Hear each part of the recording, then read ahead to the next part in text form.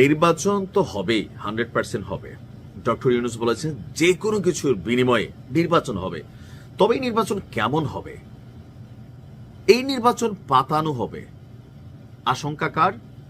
মাত্র জুম্মায় 8 দিন হয়েছে ডক্টর ইউনূসের যে সিপাহ সালারগুলো ছিলেন, উপদেষ্টা পরিষদে সবচেয়ে প্রভাবশালী উপদেষ্টা আসিফ মাহমুদ সাবেক, তিনি যখন বলেন পাতানো নির্বাচনের চেষ্টা চলছে, রুখে দেওয়া হবে। এখন তিনি এনসিপির মুখপাত্র, তো ওনার এই কথাটা তো আমরা হালকা নেওয়ার কোনো কারণ নাই। সরকারের ভিতরে এতদিন ছিলেন, ইটিস পিটিস কোনো কিছু থাকলে সেটা তিনি বুঝে আসছেন।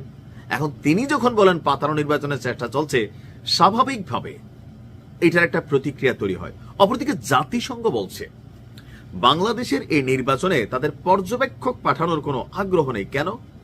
ডক্টর ইউনূস তো কথা দিয়েছেন সারা পৃথিবী তাকাই থাকবে, এমন একটা নির্বাচন হবে। আবার তখন এই সরকারে উপদেষ্টা আসিফও ছিল। আজকে কেন মনে হচ্ছে তার পাতানো নির্বাচন চলছে? মানে এই সরকার কি বিএনপিকে ক্ষমতায় আনার জন্য কোনো পাতানো নির্বাচনের আয়োজন করছে?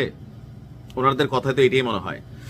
আপাত দৃষ্টিতে আরো একটি পাতানো নির্বাচনের চেষ্টা চলছে জানিয়ে তা প্রতিহত করতে ভোটের আগেই মাঠে নামার হুঁশিয়ারি দিয়েছেন সাবেক উপদেষ্টা, এই মুহূর্তে এনসিপির মুখপাত্র আসিফ মাহমুদ সজীব ভুইয়া।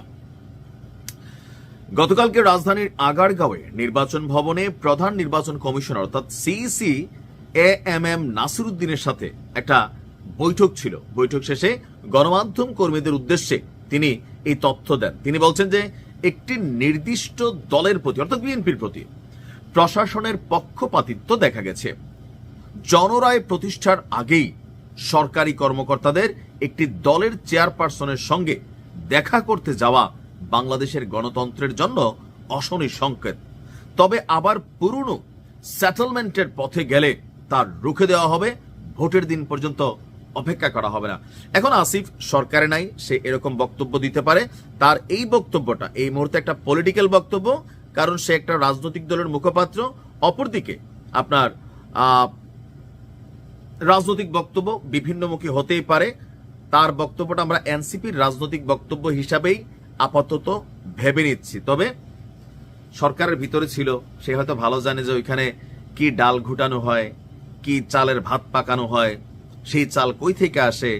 আসলে অনেক কিছু আসিফের কথার মধ্যে এখানে টেনশনের তৈরি করে। এবার আসেন জাতিসংঘের হঠাৎ কি হইল যে তারা কেন বাংলাদেশের নির্বাচনে পর্যবেক্ষক পাঠানোর পরিকল্পনা নাই? এত বড় একটা নির্বাচন এত বছর পর হবে, এই বক্তব্য দিয়েছে জাতিসংঘ।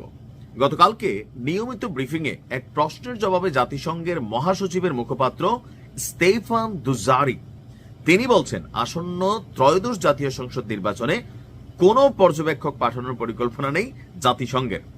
তার বক্তব্য হচ্ছে যে এখন কেন আসলে এটার একটা ব্যাখ্যা আছে। সাধারণত জাতিসংঘ নিজ থেকে উদ্যোগ নিয়ে কখনো কোনো নির্বাচনে পর্যবেক্ষক পাঠায় না।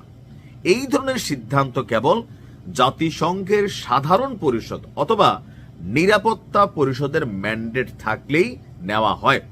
বর্তমানে নির্বাচন পর্যবেক্ষণে জাতিসংঘের কাজের আওতায় নেই। তবে বাংলাদেশে জাতিসংঘের কার্যালয়ে নির্বাচন সংক্রান্ত কোনো কারিগরি সহায়তা দিচ্ছে কিনা এ বিষয়ে খোঁজ নেওয়া হবে। তো এখন বিশ্বের বিভিন্ন দেশে নির্বাচন প্রক্রিয়ায় জাতিসংঘ নিয়মিতভাবে কারিগরি সহায়তা দিয়ে থাকে, তাদেরকে হয়তো ডাকতে হয়। তো সরকার পক্ষ থেকে আমি 100% শিওর সারা পৃথিবীকে ডাকবে যে ডক্টর ইউনূস যতটা ওয়ার্ল্ড ক্যারেক্টার বা ওয়ার্ল্ড ফিগার, তো সেই জায়গা থেকে তিনি সবাইকে দেখাতে চাইবেন যে কেমন হলো নির্বাচনটা, দেখে নাও। আসলে নির্বাচনে অনেক সংখ্যা আছে, অনেক বক্তব্য আছে, তবে আমি মনে করি নির্বাচন হবে। আর নির্বাচনের মাঠের লেভেল প্লেইং ফিল্ড অথবা আইন শৃঙ্খলার পরিস্থিতি বা সরকার কতটুকু আইন শৃঙ্খলাকে ব্যালেন্স রাখতে পারছে এটা মানুষ বুঝে গেছে। সো এটাতে কিছুটা ফ্যাক্ট তৈরি হতে পারে। তবে নির্বাচন হবে, ডক্টর ইউনূসের হাতে কোনো বিকল্প নেই। আপাতত দৃষ্টিতে আমাদের এটাই মনে হচ্ছে, বাকিটা সময় বলে দিবে। ভালো থাকুন।